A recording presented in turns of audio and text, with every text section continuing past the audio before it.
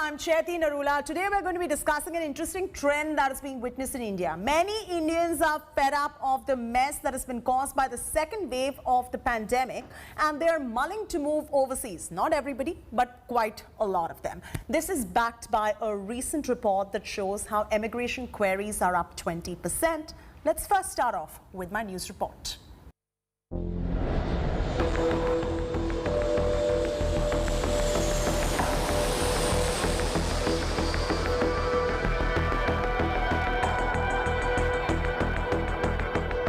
India witnessed its healthcare infrastructure crumble in the second wave of the COVID pandemic.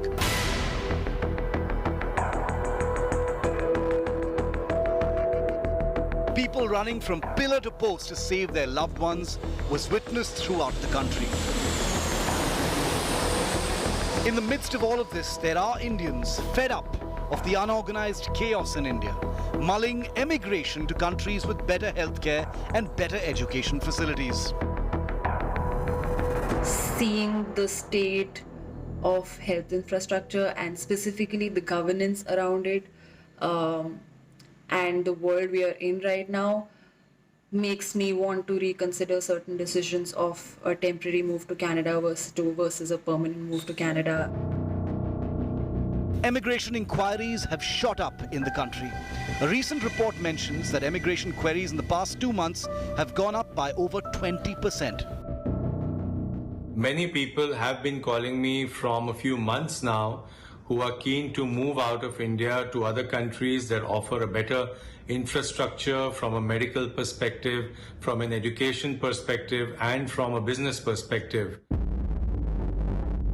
The top destinations for emigration for Indians happens to be the US, Canada, and Australia. Some are also considering countries like Austria, Turkey, Portugal, and Ireland.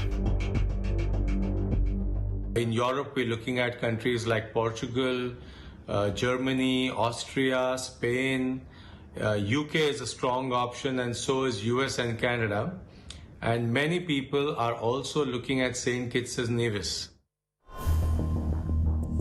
Before the pandemic, the reasons for moving were mostly jobs, business opportunities, education, and ease of doing business. But now, after they've lost so many loved ones and with the unpredictability of India's healthcare system, Indians are looking to move abroad.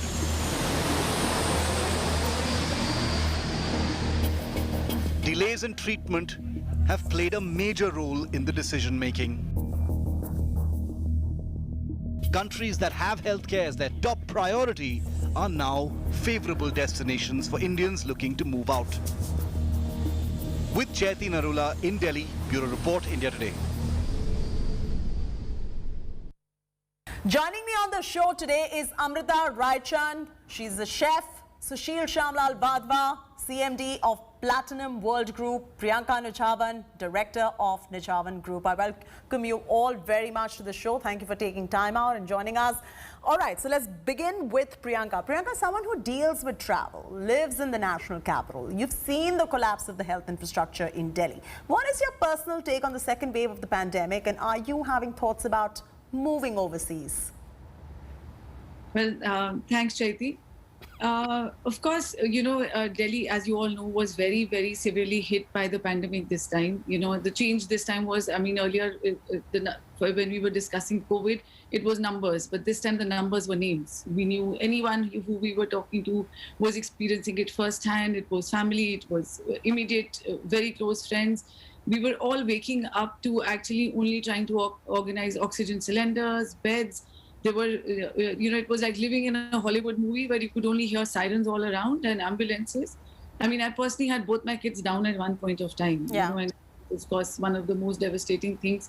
When I look back, thankfully God gave the strength. But again, to have 2 kids who are down with COVID and to be standing on the terrace and only listening to ambulances, it wasn't the best thing that was really happening.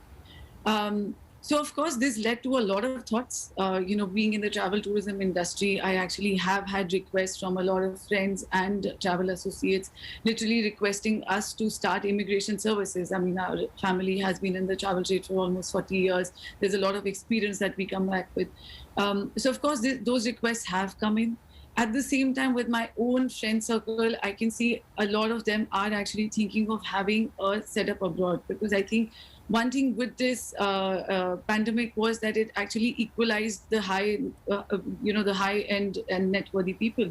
It was literally an equalizer where no matter how much power you had or how much money you had, when it came to organizing a hospital bed for a near and dear one, or getting an oxygen cylinder, you were reduced to the commoner.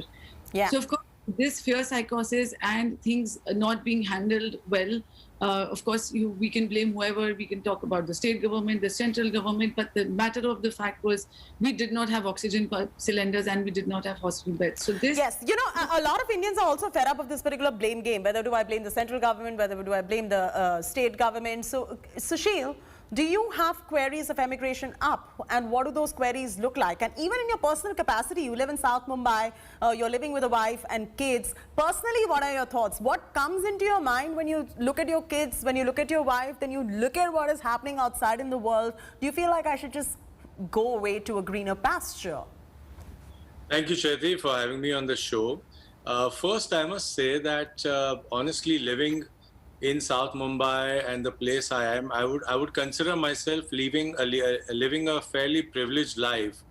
And despite of that, the sort of collapse of the medical infrastructure and the sort of troubles that the people of this country had to go through, I was really disturbed to see what was happening. And to be honest, I've actually been considering moving abroad since more than a year now already. And looking at the way situation now is, in fact, in 2019, from 2019 to 2020, there were almost 7,000 people who already moved abroad from India, and these are all HNIs. And the number of inquiries that went up was almost 63%. And 2021, the number only seems to be going higher and higher. So I would be very tempted to move abroad for multiple reasons. One is, of course, that I would like to have better infrastructure for myself, for my family. When we drive out on the roads, on the city, there's a lot of construction work going on thanks to the metro construction and various roads that are coming up. So the whole city seems like a construction zone. And there's really no pleasure going for a drive anywhere because it's traffic, is overcrowded. So that's one of the reasons. Second is obviously the outings that you can have as a family. It's been almost 15 months. Life has not really been normal in this country. Everybody has been going through lockdown. There was a bit of respite in the middle, but even then, the COVID came back stronger. So now we're just back in the same situation, probably worse. For the education of children, I would say it's not much of a difference between the schooling here or say in a place like Dubai or Portugal. So that's not much of a problem, but it would be nice for them to be exposed to an international audience and children of various nationalities instead of only Indians. And lastly, I would say the business environment. In the last 1.5 years, or maybe even 2 years, from 2019, we're seeing a dip overall in the economy in India and the business environment. And plus the taxation is not really helping. You know, we've been paying crores of rupees in taxes from the last 18 years. We've been in business now as a company, 19 years now. But there's been no payback whatsoever from the government, no support whatsoever for our industry of travel, tourism, hospitality, global events. There's been absolutely nothing.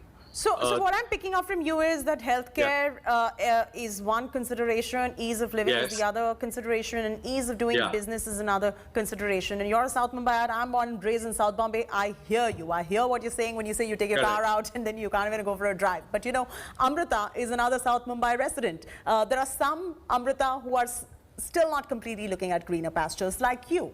You know, you don't want to go overseas and you're one of them. You have made a conscientious decision to stay back and perhaps would have your kids study abroad, which they would have anyway done, right? Regardless of the pandemic. What is it that makes you stay, despite what Sushil has to say and despite what the growing consensus is about not just the city, but about the country overall? What makes you stay? Hi, Chaiti. First of all, thank you for having me here. And you're absolutely right. I have a completely different perspective, and I I also hear what Sushil said, and I understand and I can empathize with him. But like I mentioned to you earlier, I am not somebody who runs away when there's a problem. I am somebody who's not even thought of it as an option. Yes, like you said, education. That is a process that we've all been following, and I might want to send my child abroad if he's capable of reaching abroad in a good to a good university. But that is a completely different, ideology. It does not kind of match with the fact that I would like to, move lock, stock, and barrel abroad, because that's never been an option. Not just because I'm very happy with the infrastructure. Yes, I have my problems with the country, but I mean, quite honestly, if you ask people abroad, does anybody have a perfect life? I mean, when the first wave hit, America and Europe were way worse hit. Correct me if I'm wrong. Than we were. I think we handled the first wave pretty well. Yes. The second wave, quite honestly, I think came as a shock to a lot of people. Just when everyone thought that it's all over and it's getting better and it can't get worse, it just hit us and mutations happened and variants of the virus happened, and it just all took us, by a storm. And I understand all the people who've suffered. I understand what Priyanka said, but at the same time, are we really sure that if we were not in India, we would not have suffered in the same way if we were somewhere abroad? Because they've had their share of suffering, and we're getting it now. And now with the new dose of vaccinations coming up, I'm hoping that in a month or two, we are all inoculated and we all kind of can fight this together. Infrastructure, we all have to work towards it. We still, are new. We're working at it, and I think I want to be around to see my country become, a stunning country in every possible way. Well, that's a perspective too. That's a perspective too, and why not? There are many who think like you. So, Priyanka, if you had to make a move to another country, looking at the crumbling healthcare infrastructure in India, which countries would you look at, or would you suggest? Well, before I move on to that, in a way, I would endorse what Amrita said. I studied abroad, and people like us, the ones who went abroad about 20 years back, actually believed that this was, we all came, most of us actually wanted to come back because we believed we were the first citizens of this country.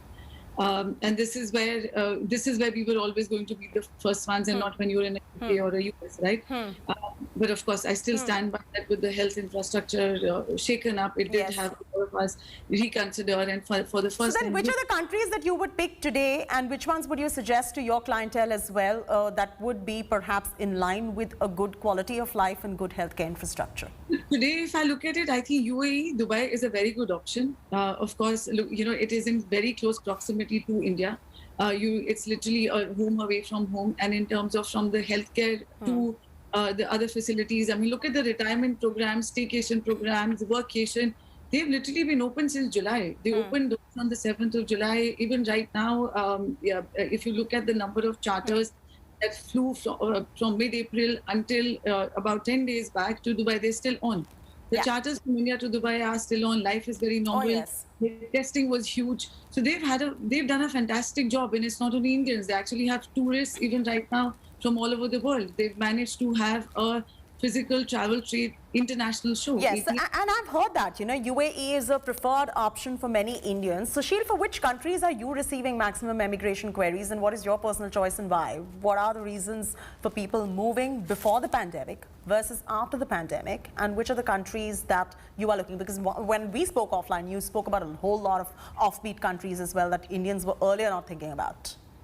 Correct. So, Chaiti, a lot of queries I'm getting are for Europe. Portugal in particular has actually become quite popular because they have a citizenship by investment program where you don't really have to live there for more than 2 weeks in a year. And after you get the citizenship, not more than a week in a year. So that's actually, and it's a beautiful country, beautiful weather through the year. And it's also the hub of the Aga Khan, His Highness. So a lot of Indian community is also coming there. But besides that, I would say UK is becoming quite popular as well because they also have a program where people can just move there and live and get a visa for like a work permit for as less as 50 lakh rupees investment. which is quite affordable. Of course, if you want a business visa, then we're talking about almost a 20 crore investment in one shot. And that's how it works. Dubai, a lot of people are looking at moving to purely because you don't, it's just like the extended part of India, you know, it's how you want India to be at some point. If you're in Dubai, you don't feel like you're out of India. You just feel you're in the dream version of what East India and the should. best of West is what most people say, which is why this remains to be their preferred option. But moving on Exactly. from UAE, which are the other countries that you were talking to me offline about as well? And are you getting more queries about Canada, about US, about Australia, about other English-speaking countries, or even the offbeat ones that you were talking to me about? Yes, I was telling you about US, Canada, Australia, of course, all-time popular ones. But St. Kitts and Nevis has become popular.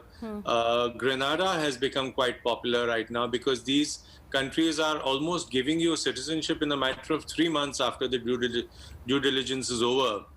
And it's just a matter of $500,000 US, and you can get your passport in a matter of 3 months or maximum 6 months if there's any delay. So these countries are also getting quite popular, I would say, right now. And if somebody becomes a citizen for Grenada or for, say, St. Kitts, they get a much more fast-track entry for US under the EB5 visa category as a St. Kitts citizen or as a Grenada citizen instead of as an Indian citizen, where the waitlisting is almost gone to 15, 20 years now. So which is why many Indians are also taking that route, that they're becoming a citizen of St. Kitts or Grenada. And then if they want to move to US eventually, they take that route, and it's a much faster way to become a citizen of the US. So, Amrita, you are a very well-traveled person. I know that. You've seen better healthcare infrastructure, better education in developed nations. You are also very well placed in terms of just picking up your bag, having the financial wherewithal to make this move in the manner in which Sushil just suggested right now. How would you compare? But you've chosen to stay back. I know that. How do you compare what happened in India versus other nations that you have the option of just picking up your bag, moving in the methodology that Sushil mentioned? I think grass is always greener on the other side. If there's a problem in your house, do you just pack up your bags and leave? I don't know. That's not an option for me. You know, even when we travel abroad, whenever we even travel abroad for a holiday, after the 4th day, you miss your dal sabzi at home.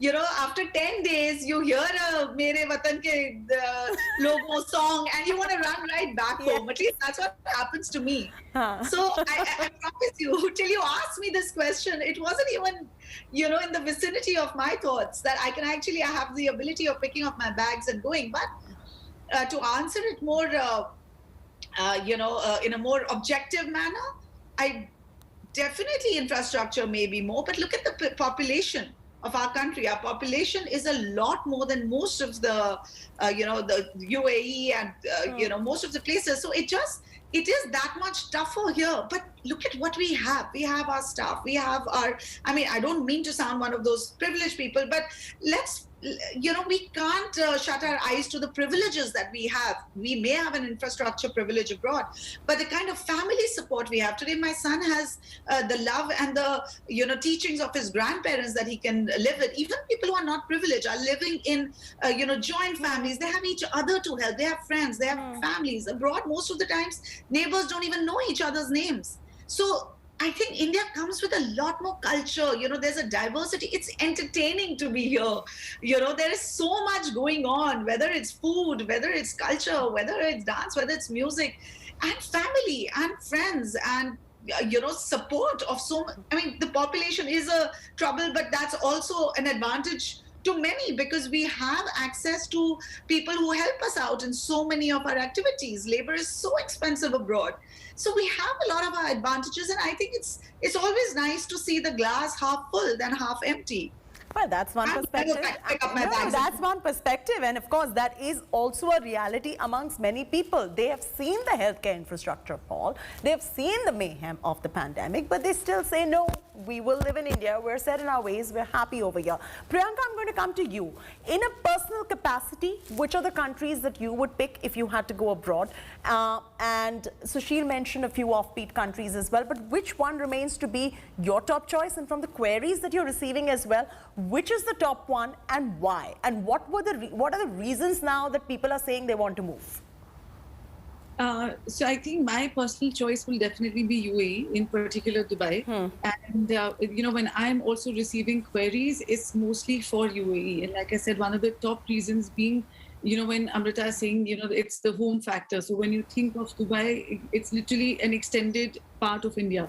You are not too away from home.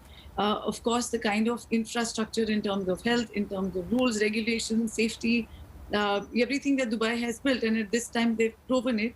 And the kind of infrastructure, even in terms of the work culture, in terms of living, etc.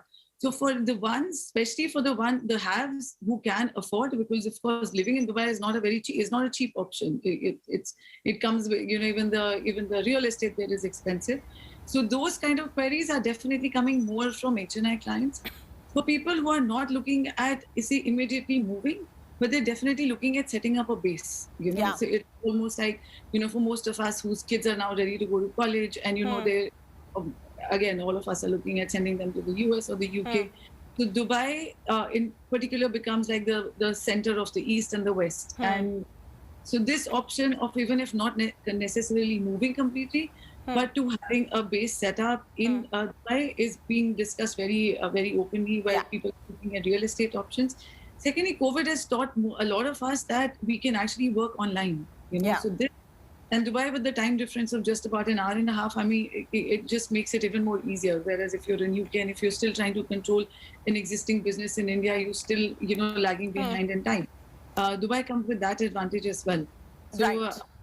So while there are talks about others, Dubai definitely, at least. So UAE seems to be the #1 choice amongst people. Sushila, I'm going to come to you. Cyprus, Malta, Turkey, US, Canada, Australia. There are just so many options right there. And you've told me this multiple times, that there are people who are looking to just move because of the mess that the pandemic has created here. Now, I want to ask you one question. What were the reasons earlier, before the pandemic, that people used to call you up and have these queries, versus now, after the mayhem?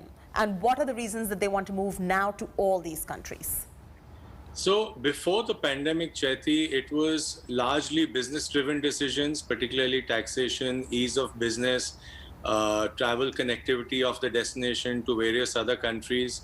And to be honest, Dubai, Singapore, both of them scored very well on both these parameters, where it was easy to do business, it was easy to do banking, it was easy to set up a company or close a company. A connection worldwide was brilliant. Governance was clear, transparent. Corruption is as good as non-existent. So these were some of the key reasons that were driving a lot of HNIs and business owners out of India to these countries. US, of course, comes with a whole great US-American dream. And so does UK have its, because it's English speaking and you drive on the same side of the road. The laws are similar. Language, of course, is easier. So that's why people prefer UK. But I would say now the pandemic has sort of expedited the whole process. One, because of healthcare has also now become a big issue, because if you can have all the money in the world, and like Priyanka said, there was a point where all the money in the world and all the influence could not get you a bed with oxygen cylinder in Bombay or Delhi in the peak of the pandemic. And that is not what you want for your family. As much as I love the country and I love to make the country a better place to live in, but I need to be alive to be able to make that a possibility. And if I'm only not going to be alive, with God forbid somebody gets COVID in my family and they're not able to survive this, I would have no reason for me to be here. I'd rather be in a country where I can be alive, healthy, in a good environment, and then contribute back in the country to make things happen better here. So right now, I would say personally, between all these countries, even I'm more inclined towards Dubai, because again, like Priyanka mentioned, it just feels like home. It's an extended part. It's just a 2.5-hour flight away from India. That, in the best of days, there were almost 14, 20 flights a day between India and UAE. If it's not Dubai, you can fly via Abu Dhabi or via Ras Al Khaimah or via Sharjah. There's multiple options. You can talk in Hindi there to people from India, from Nepal, from Bangladesh, from Pakistan. Even the locals love Indian movies, particularly Bollywood. They talk in Hindi. They even sing songs for you, actually.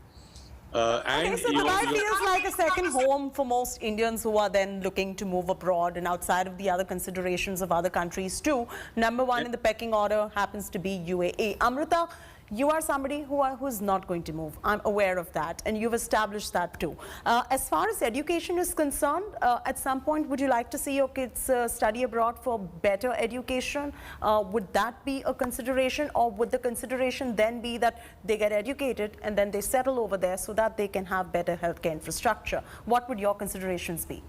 No, I definitely have thought of sending Agastya abroad. And I want him to get into one of the Ivy Leagues. It's also because that's the kind of education that's being provided there. In universities, I think school level, India is doing really, really well. But universities, we still have, a little bit of a distance to cross. And who knows, in 5 years, if we actually miraculously have some really amazing universities, I may even reconsider that thought. And of course, like I mentioned earlier, my son has to be capable and good enough to reach abroad. But there's another point that I wanted to make after Sushil and Priyanka's conversation. It's also really expensive to live abroad. We haven't, I don't know if we've really factored that in. Yes, some can afford it, but a lot can't. I mean, if you say I'm a privileged person, I don't know. In India today, maybe I'm a privileged person, but would I be able to live the same lifestyle somewhere abroad? Even Dubai is really expensive. My brother lives there, so I know it firsthand. It's really expensive to live there. So it's not always what you would like to do. It's also what you would like to do comfortably. I think comfort and good lifestyle is also really important, and that's the only reason why I would like my son to go abroad to study, because I think the education system is amazing in America, even in UK, and I think if he can really get there and do something well, and I have one son, so I will make sure he comes back. But of course, to open up his mind and diversify his knowledge, I would love for him to go and study abroad. Well, it's always different strokes for different folks, and one needs to do whatever rocks their boat at some point of time. So thank you very much. So as Amrita would like to stay here, but she would like for her son to go overseas and study for better education facilities. Sushil is somebody who is receiving queries left, right and center, and he's helping people move. At the same time, he would like to see greener pastures, and he chooses UAE as his preferred destination, and of course others in the pecking order. And Priyanka, of course, also looking at UAE and getting multiple queries for other countries around the world as well. So with that, it's a wrap from me, Chaiti Narula. You heard it from three very prominent people on your screens right now, how they feel about the pandemic and the mayhem that it has caused and what they would like to do further going forward. Thank you for tuning in. Thanks for your time.